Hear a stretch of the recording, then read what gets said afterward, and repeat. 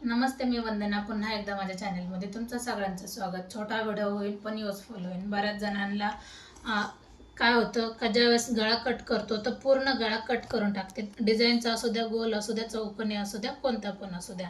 पण असं न करता आता माझ्याकडे पद्धत कशी आहे, ज्यावेळेस मी अस्तरचा ब्लाऊज स्टिच करायला घेते त्यावेळेला मी गळ्याकडून थोडासा कपडा कमी ठेवते. म्हणजे एवढं अर्धा इंच 1 इंच तुम्ही किती पण ठेवू शकता, असं काही नाही का अर्धा इंचच ठेवलं पाहिजे किंवा 1 इंचच ठेवलं पाहिजे.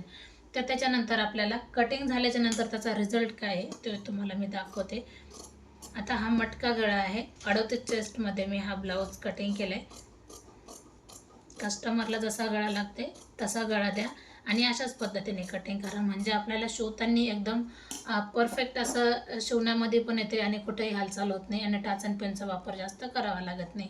आता बघू शकतात का ज्यावेळेस आपण हा पाठीचा भाग ओपन केला त्याच्यानंतर हे जे शोल्डर आहे कुठं सरकत नाही आणि एकदम परफेक्ट आपण जसं मेन फॅब्रिकवर ठेवतो त्यानुसारच ते राहून जातं. म्हणजे आपण सिंपल पद्धतीने टाच अँड पिन लावायच्यात, जसं आहे तसं आपल्याला शिवून घ्यायचं आहे. तर तुम्हाला ही ट्रिक कशी वाटली नक्कीच कमेंट करा. व्हिडिओ आवडला तर लाईक, शेअर, सबस्क्राईब.